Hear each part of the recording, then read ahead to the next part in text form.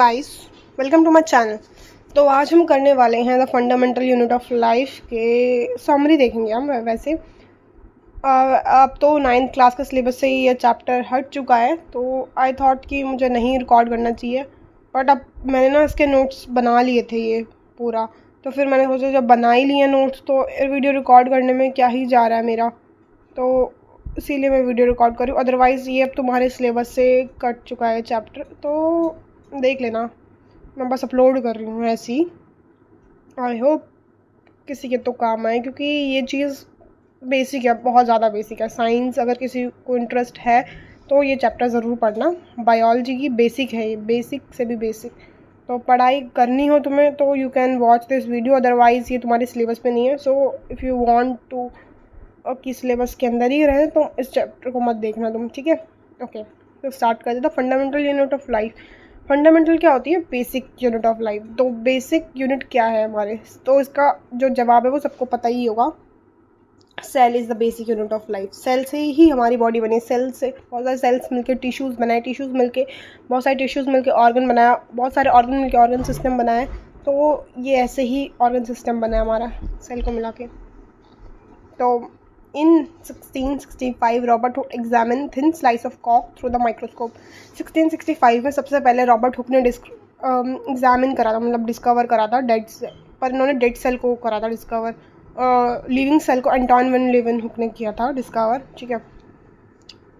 तो इन्होंने क्या लिया था? कॉर्क, मतलब पेड़ की जो, जैसे पेड़ है, पेड़ का पतली सी स्लाइस मान लो, थिन स्लाइस ऑफ कॉर्क, तो उससे इन्होंने एग्जामिन करा था। तो पहली बार देखा था इन्होंने, ठीक है।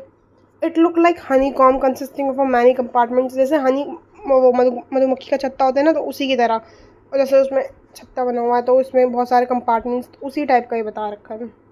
हाँ, सेल को इन्होंने लिटिल रूम का है। All living things are composed of cells, it is the basic unit of life. जितने भी लिविंग ऑर्गेनिज्म हैं वो सारे किससे बने? सेल से बने। It is the basic unit of life. जैसे मैंने स्टार्टिंग में बता दिया था कि सेल बेसिक यूनिट है लाइफ की। Various cell in human body. हमारे जो बॉडी में सेल्स हैं वो डिफरेंट शेप में हैं और डिफरेंट इन नंबर्स हैं। जैसे blood cell, bone cell, muscular cell, neuron cell, ovum, sperm, fat cells, ये सारे हमारी बॉडी में सेल्स हैं। इनकी शेप डिफरेंट है, साइज डिफरेंट है। Type of organism on basis of number of cells, मतलब ऑर्गेनिज्म के टाइप्स बता रखे हैं number of basis of cells के बेस पे। यूनिसेलुलर ऑर्गेनिज्म जो होते हैं उनमें सिर्फ एक ही सेल से बने हुए होते हैं। मल्टीसेलुलर जिसमें बहुत सारे सेल्स से वो बने हुए हैं, जैसे हम ह्यूमंस मल्टीसेलुलर ऑर्गेनिज्म का एग्जाम्पल्स हैं। और यूनिसेलुलर का example amoeba, bacteria, paramecium, algae, ये सारे एग्जाम्पल्स यूनिसेलुलर ऑर्गेनिज्म के। It is a single celled organism, all functions performed by single cell and it is lifespan is short।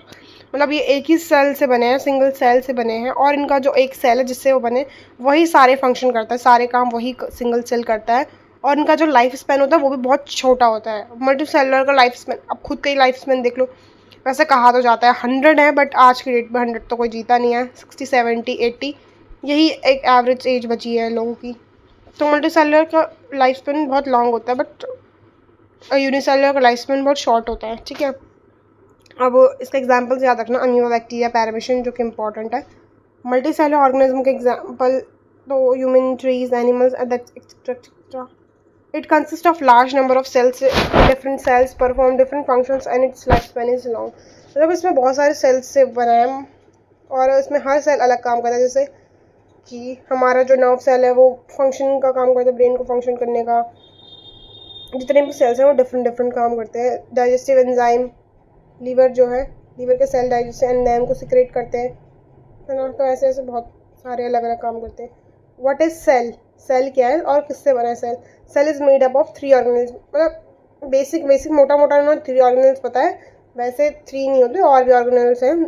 जैसे कि starting में, और प्लांट सेल अलग होता है, एनिमल सेल अलग होता है। तो स्टार्टिंग में सेल मेम्ब्रेन होती है, और प्लांट्स में तो स्पेशल सेल वॉल भी होती है। सेल वॉल प्लांट्स में एक्स्ट्रा होती है। ये हम कहते हैं प्लाज्मा मेम्ब्रेन को। न्यूक्लियस बीच में होता है, ठीक है। साइटोप्लाज्म एक फ्लूइड लाइक सब्सटेंस होता है, जो फ्लूइड लाइक सब्सटेंस, ठीक है।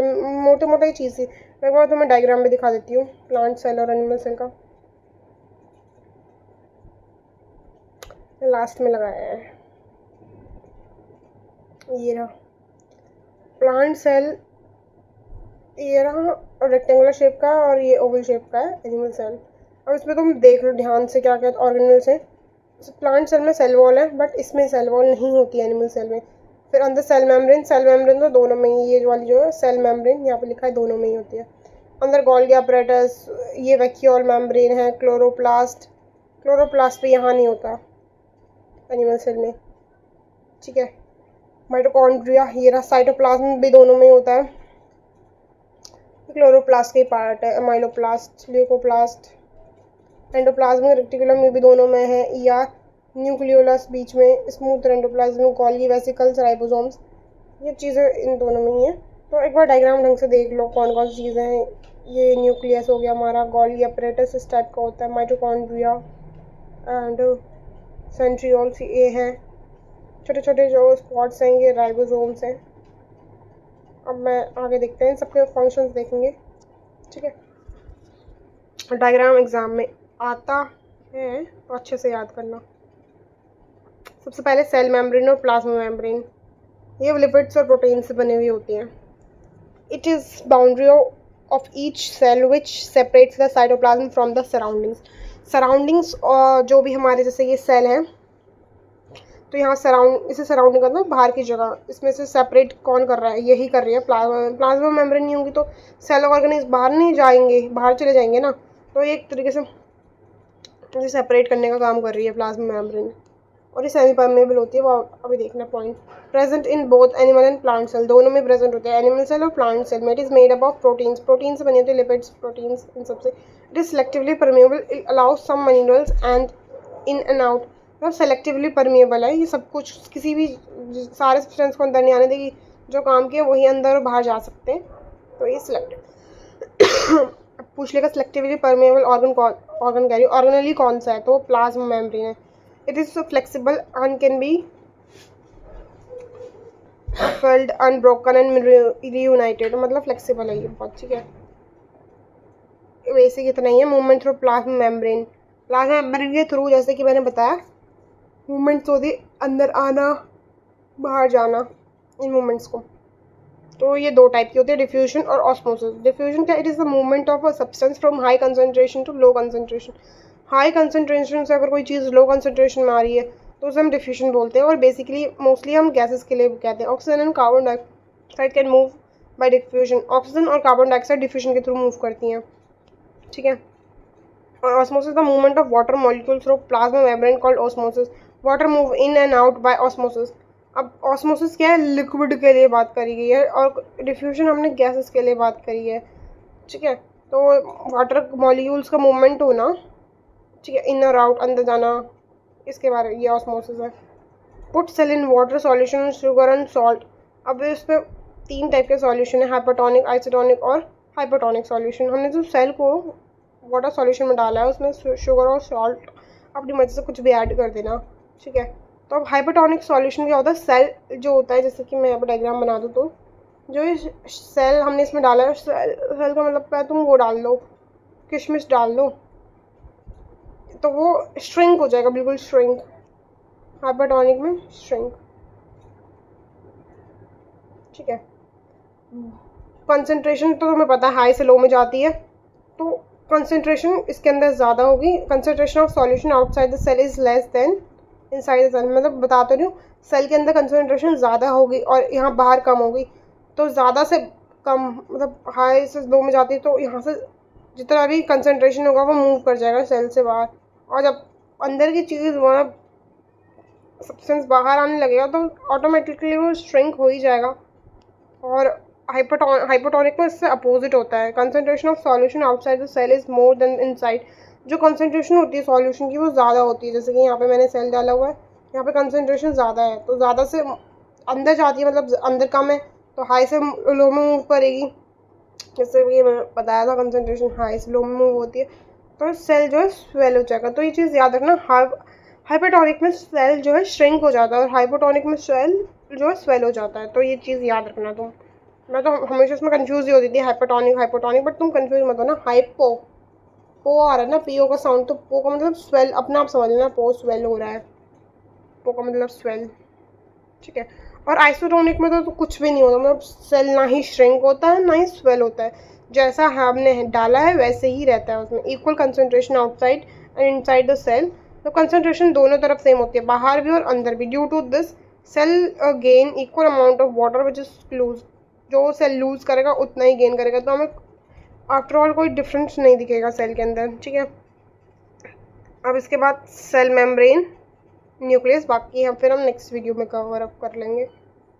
सेल वॉल तक ही करते हैं, नेक्स्ट न्यूक्लियस से नेक्स्ट पार्ट में करेंगे, कि एक पार्ट फिर लंबा हो जाएगा, देखने में इंटरेस्ट नहीं आएगा तुम्हें, तो मैंने सोचा शॉर्ट वीडियोस में बनाती हूँ, 3 पार्ट्स में इस चैप्टर को हम कंप्लीट कर लेंगे। ओके, तो जैसे कि अब हम देखते हैं, हमें हमने सेल मेम्ब्रेन देखा, सिलेक्टिवली परमेबल मेम्ब्रेन है, ये उससे बनी है, लिपिड से बनी है, लिपिड्स प्रोटीन से बनी है, ठीक है। और इसमें डिफ्यूजन होता है, ऑस्मोसिस होता है, हाइपोटोनिक, आइसोटोनिक, ये चीज़ें हमने पढ़ी सेल मेम्ब्रेन की, यहाँ तक खत्म है, इतना इनफ। और डायग्राम तुम देख लेना, ठीक है।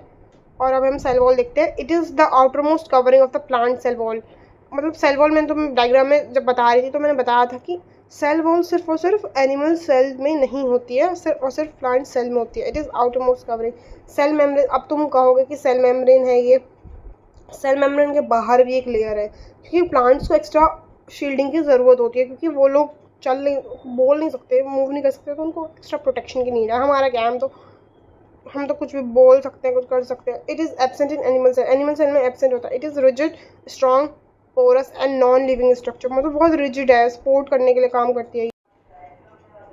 जैसे कि सेल वॉल होती है, प्लांट्स की सेल वॉल सेल्यूलोज से बनी हुई होती है, और फंजाई है जो कि यूनिसेलुलर ऑर्गन है, उसकी सेल वॉल काइटिन से बनी हुई होती है। तो वो तुम आगे 11th में अगर साइंस लोगे तो तब तुम पढ़ लोगे, बट अभी फिलहाल इतना ही है कि सेल वॉल देखना, सिर्फ ये चीज़ याद रखना। सेल वॉल, अब तो तुमसे ये पूछ सकता है whether it is true or false, cell wall is present in animal cell, तो तुम्हें इसका आंसर पता होना चाहिए कि नो, सेल वॉल प्रेजेंट नहीं होती है एनिमल सेल में, सिर्फ और सिर्फ प्लांट सेल में सेल वॉल प्रेजेंट होती है। और ये आउटर मोस्ट कवरिंग है प्लांट सेल की, एब्सेंट होती है एनिमल सेल में, रिजिड है, स्ट्रॉन्ग, बहुत पोरस और नॉन लिविंग। अब पूछ लेगा सेल वॉल लिविंग है या non living structure, of course यार नॉन लिविंग स्ट्रक्चर। तो बेसिक कुछ चीज़ें हैं ना, वो तुम्हें याद रखना, आगे जब क्वेश्चन आएंगे एग्जाम में तो you can form answer easily. Okay, so it's for your ease that you should remember all these things and give your exam, give your best in the exam. Okay, so इस video को हम इतना ही रखते हैं, ठीक है, short ही रखेंगे, ज़्यादा बड़ी करने का मेरा कोई प्लान है नहीं।